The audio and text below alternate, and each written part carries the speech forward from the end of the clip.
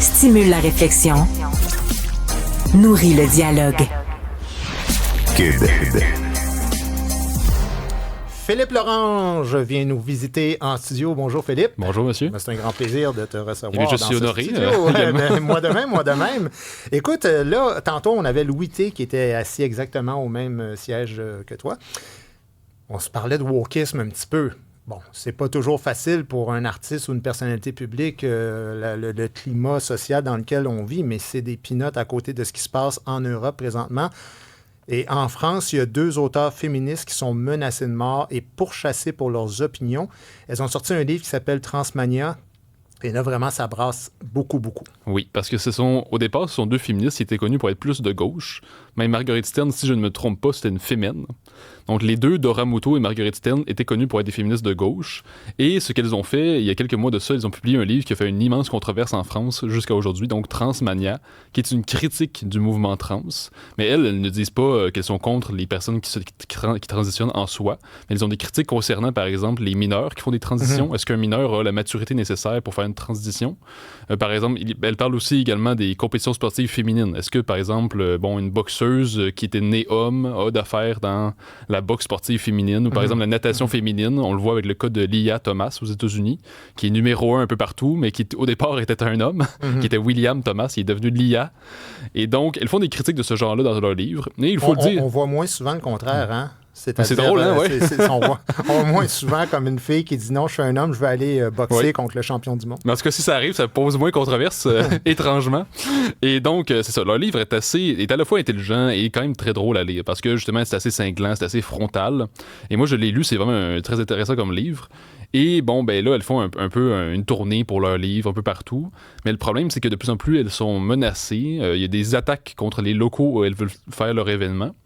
Et récemment, elles voulaient en faire un à Bruxelles, au Café Laïque de Bruxelles pour le 22 octobre. Et elles ont dû annuler parce qu'il y a eu des menaces de mort. Donc, c'est un manifeste qui est disponible en ligne sous le site Paris Lutte Info. Et dans le manifeste, on dit carrément, c'est quand même fou, là, ça dit il faudra bien que la peur s'installe durablement dans leur camp et dans leur tête.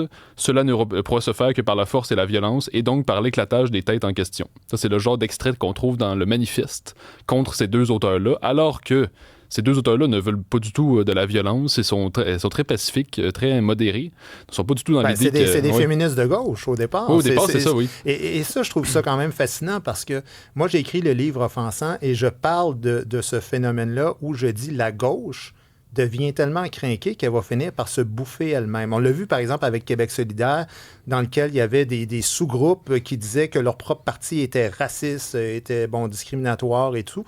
Et on le voit dans un exemple comme celui-là. C'est-à-dire que souvent, quand c'est quelqu'un de droite, on comprend un peu plus le conflit. Mais là, c'est des gens de gauche, entre eux autres, qui se détestent au point de se menacer de mort, de partir des incendies, de s'annuler carrément. Oui. C'est fou. Mais quand la gauche devient révolutionnaire et même carrément totalitaire, je pense que là, c'est-à-dire que là, le mouvement totalitaire, c'est un mouvement qui change constamment. Il faut toujours aller plus loin, plus radical. Et donc, si on ne suit pas le mouvement, si à un moment donné, on se dit ça va trop loin, stop, ben là, on est renvoyé. Et là, ça peut être très violent, cet ostracisme-là. Et ces femmes-là, justement, il y a quelques années encore, étaient considérées comme de gauche, tout à fait acceptables, mais à un moment donné, c'est allé trop loin pour elles. Ils ont dit, le mouvement trans, il y a des dérapages, il y a des mineurs qui font des transitions, ils le regrettent, on n'en parle pas malheureusement. Et donc, pour ce livre-là, elles sont victimes d'ostracisme et c'est quand même fou. C'est peut-être pire, c'est vu comme une trahison. C'est ça. Hein, t'étais dans notre équipe, puis là, ce que tu viens de faire, c'est dégueulasse, tu viens de nous trahir. C'est intéressant ce que tu dis parce que parfois, je me dis, les gens de droite, peut-être qu'ils sont un peu moins victimes de ce genre de choses que les gens de gauche qui ont trahi, si on veut. Parce que c'est comme si les gens de gauche se disent, les gens de droite, il n'y a rien à faire avec eux. Depuis le début, c'est des méchants. C'est des oiseaux méchants, alors ils comprennent rien. Ils n'ont rien compris, on peut rien faire avec eux. Ouais. Tandis que si t'étais déjà de gauche, puis là, t'es en train de sortir la radicalité, là, c'est comme si ça devient complètement inacceptable. Et d'ailleurs, il n'y a pas juste elles, ces femmes-là, il y a également Robert Wintemute. Lui, cet homme-là, c'est lui qui a créé et qui dirige la LGB Alliance. Ça, c'est une alliance parce que lui, c'est un homme homosexuel et qui dit, les trans, ça va trop loin. C'est-à-dire, moi, je comprends, je défends le LGB, donc lesbienne, gay, bisexuel, mais il dit, le mouvement trans, ça va un peu trop loin. Il explique de différentes façons, il fait des controverses un peu partout. Puis il y a 2 ans, si je me souviens bien, il voulait faire une conférence à McGill et ça a été annulé. Pourquoi? Parce qu'il voulait faire la conférence, mais il y a des contre-manifestants qui se sont pointés, qui ont débranché le micro qui ont fait du chahut. Et il y avait aussi une féministe québécoise qui était présente, qui a aussi ses critiques vis-à-vis du mouvement trans, qui est Annie-Ève Collin, qui intervient souvent publiquement. Puis elle-même, elle s'est fait... il y a eu une forme d'intimidation qui était là. Et donc, encore une fois, on voit qu'il y a un double standard, c'est-à-dire que, tu sais, on parle beaucoup d'extrême droite, par exemple aux États-Unis, les Oath Keepers, les Proud Boys. Ouais. Puis oui, c'est dangereux, ces gars-là. Il faut en parler. Mais en même temps, c'est comme si on parle beaucoup moins, je trouve, de ces radicales trans-là. L'extrême gauche, elle agit au nom de la vertu, alors c'est sûr qu'elle sera toujours... C'est ça, c'est l'empire du bien. Mais le paradoxe là-dedans, c'est que souvent, en annulant puis en faisant comme ça des tentatives d'incendie puis de meurtre, à la limite de menaces et tout ça, ben c'est la meilleure publicité qu'ils peuvent faire au livre, qui est maintenant un succès international. Même J.K. Rowling leur a donné son appui à ces filles-là. Mais c'est ça qu'elles disent. Elles disent, quand vous nous attaquez, vous confirmez nos propos dans le livre. Exactement. Parce qu'elles-mêmes, dans le livre, elles vont même pas jusqu'à dire que les pro-trans sont des gens extrêmement dangereux qui font des menaces de mort, mais là, les pro-trans sont en train de confirmer, même d'aller plus loin que leurs propres affirmations dans leur livre.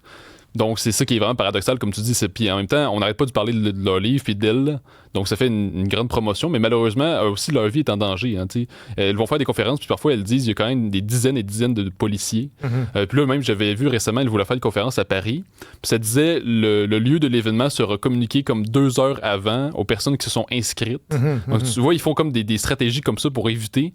Puis même s'ils ont fait ça, il y a quand même les pro-trans, comme ce qu'ils ont fait, c'est qu'ils sont pointés à plusieurs lieux de Paris, puis ils se sont dit, quand on va savoir le lieu de l'événement, on se pointe tous au même endroit.